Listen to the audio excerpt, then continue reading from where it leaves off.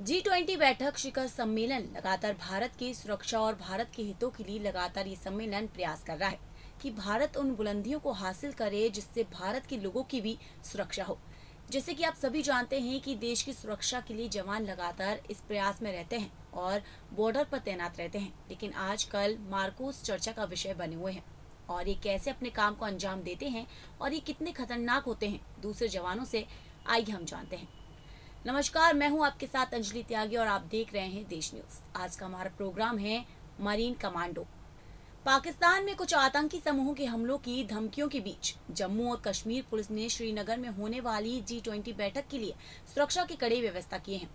Drone रोधी तकनीक, NSG और मरीन कमांडो मार्कोस की तैनाती और आत्मघाती ड्रोन, IED गतिरोध और ग्रेनेड हमलों का मुकाबला करने सहित तैयारी की जा रही है। श्रीनगर में मंगलवार को एक हाई लेवल सुरक्षा बैठक आयोजित की गई, जहां शीर्ष सुरक्षा बलों ने आने वाले G20 कार्यक्रम के शांतिपूर्ण संचालन को सुनिश्चित करने के लिए एक संयुक्त रणनीति तैयार की।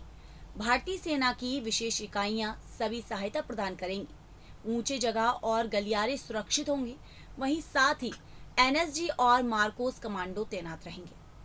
जम्मू कश्मीर में पहली बार NSG कमांडो को ड्रोन हमलों, आत्मघाती हमलों, आतंकवादियों, वाहन आधारित IED या किसी भी अप्रिय घटना से निपटने के लिए आतंकवाद रोधी अभियानों में जम्मू और कश्मीर पुलिस के विशेष अभियान समूह SOG के साथ तैनात किया जाएगा, जबकि मार्कोस कमांडो को झील और नदी की सुरक्षा सौंपी जाएगी, क्योंकि शिखर सम्मेलन का जगह जल झील के किनारे शेर कश्मीर इंटरनेशनल कन्वेंशन सेंटर है। अधिकारियों ने सुरक्षा के पूरे व्यवस्था पर चर्चा की। ADGP कश्मीर विजय कुमार की अध्यक्षता में हुई सुरक्षा बैठक के दौरान पुलिस, खुफिया एजेंसियों, इंडियन आर्मी और केंद्रीय सुरक्षा बलों के ऑफिसरों ने आने वाले G20 बैठक के सुरक्षित और सुचारू संचालन के लिए अपनाई जाने वाली समग्र सुरक्षा प्रबंध पर चर्चा की। G20 शिखर सम्मेलन के शांतिपूर्ण आयोजन के लिए सुरक्षा कर्मियों की तैनाती, यातायात प्रबंधन और भीड़ नियंत्रण तरीकों पर चर्चा की गई। स्थानीय निवासियों और पर्यटकों को परेशानी न हो, इसके लिए सुरक्षा कर्मी तैनात रहेंगे। ये निर्देश SSP को दिए गए। वहीं नए सुरक्षा तरीकों के अनुसार सभी जिला SSP के आतंकियों को, सहयोगियों को पकड़ने और घाटी में आतंकियों की मौजूदगी के बारे में खुफिया जानकारी इकट्ठा करके आतंकी मॉड्यूल का पर्दाफाश करने पर ध्यान केंद्रित करने का निर्देश दिया गया।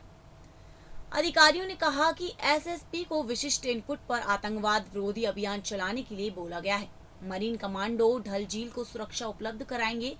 चूंकि शिखर सम्मेलन स्थल डल झील पर स्थित है, समुद्री कमांडो यानी कि मार्कोस शिखर की सुरक्षा सुनिश्चित करने के लिए नदी और झील की सुरक्षा के लिए मजबूत कवर प्रदान करेंगे।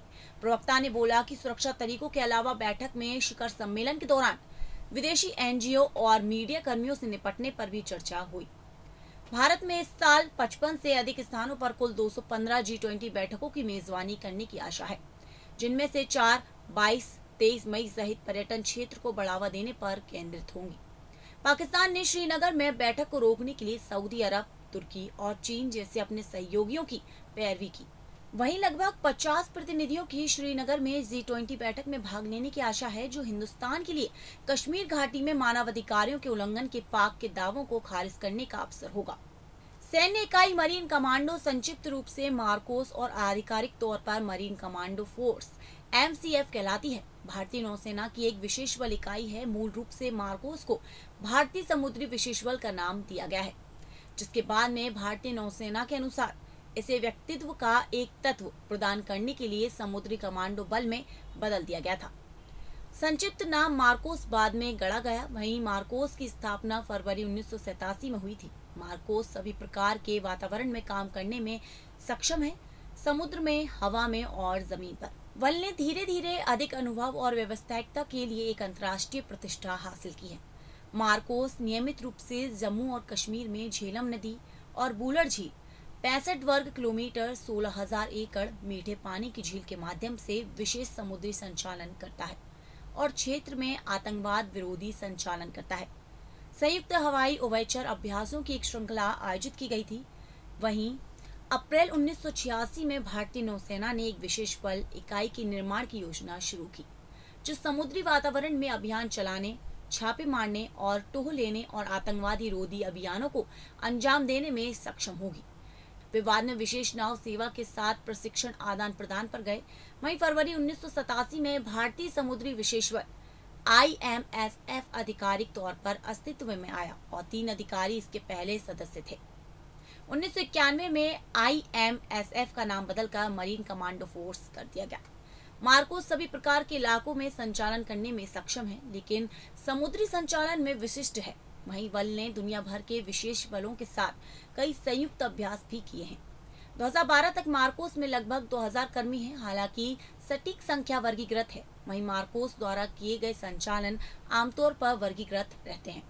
कुछ ज्ञात ऑपरेशन हैं, वहीं ऑपरेशन आमतौर पर नौसेना बलों के समर्थन में आयोजित किए जाते हैं। हालांकि मार्कोस को अन्य डोमेन में भी तैनात किया जाता है।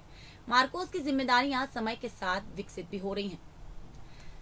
फिलहाल प्रोग्राम में बस इतना ही। देखते रहिए देश न्यूज। नमस्कार।